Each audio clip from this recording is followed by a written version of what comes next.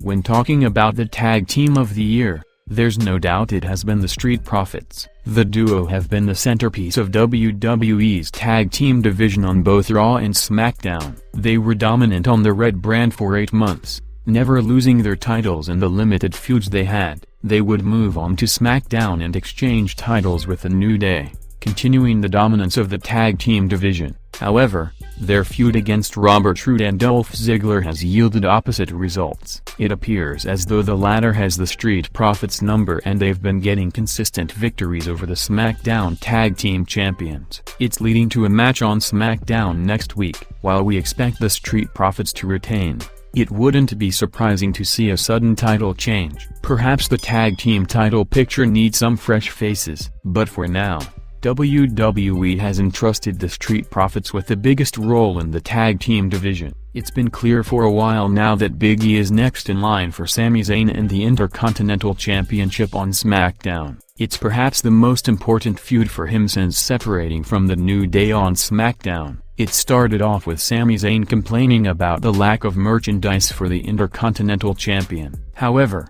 the SmackDown non-title match did not have a clean finish, indicating that the duo will likely take the feud to TLC. It will be interesting to see if WWE decides to go with Big E as the Intercontinental Champion again. Sami Zayn is doing an incredible job as the heel champion right now, and in hindsight, beating Jeff Hardy and AJ Styles was a great decision that WWE made on Sami Zayn's behalf. Next week is the go-home show on SmackDown, and if we see Big E stand tall again, then it could be an indicator that Sami Zayn will retain the title. The main event of SmackDown was a great one. Sasha Banks faced Carmella in a women's championship match. It was supposed to happen at TLC, but they had it in the SmackDown main event instead. It had a big fight feel to it and the build to the match was fantastic. The duo opened and closed SmackDown, with the first segment involving Carmella no-showing the contract signing. It shouldn't come as any surprise that the women stole the show on SmackDown. It was a good preview about what is to come since Sasha Banks lost the match by DQ. Post-match,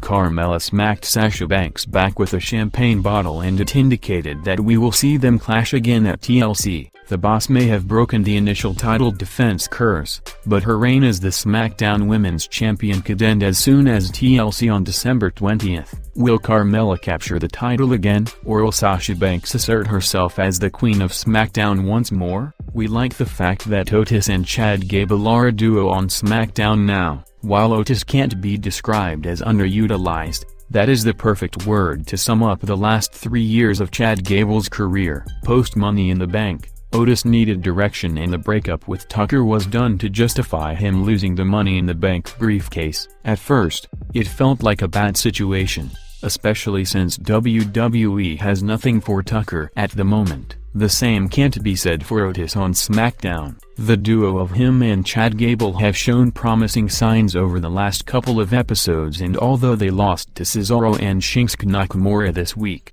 we could be seeing the start of an effective tag team. It appears to be going in an interesting direction on SmackDown, and as long as Otis and Chad Gable get regular TV time, then that's a win. With the former Heavy Machinery member around, screen time is almost guaranteed for Gable on SmackDown. We're enjoying the Roman Reigns and Kevin Owens feud. It's interesting how they had a rivalry over 4 years ago and the roles were completely reversed. At the time, even thinking about a heel Roman Reigns was unimaginable. With the roles reversed, the feud seems a lot more suitable. Kevin Owens is vocal and confident, but he is still an underdog. In no way do we expect him to dethrone Roman Reigns and become the face of SmackDown, but we expect him to come close. Kevin Owens cut yet another fantastic promo on SmackDown featuring his friends, tables, ladders, and chairs. Cole climbed the ladder and Jey Uso came to attack him. The former tag team champion ended up getting a pop-up powerbomb through the table and Owens,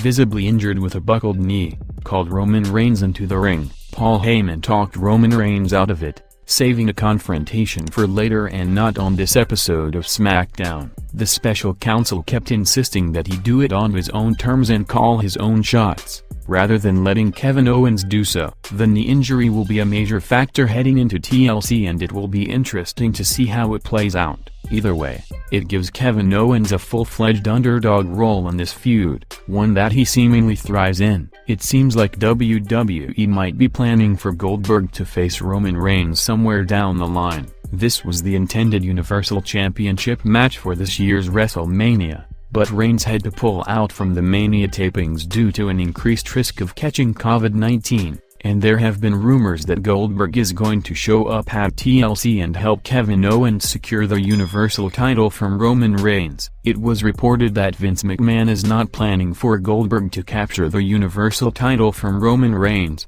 so only a non-title feud between these two will do. Goldberg did call out the Tribal Chief on WWE's The Bump, and while it would make sense for this match to happen, it shouldn't be at WrestleMania. The biggest event of the year must showcase WWE's best full-time superstars, or at the very least, tell the most compelling stories. Roman Reigns is established and should ideally defend the Universal title against a current star. A program against Goldberg does not sound very appealing. The match will also likely last around 4 minutes, which would be a massive waste of WWE's biggest full-time star in years at WrestleMania. So now we can only hope and expect Goldberg at TLC and start his feud with Roman Reigns at least up until Royal Rumble 2021.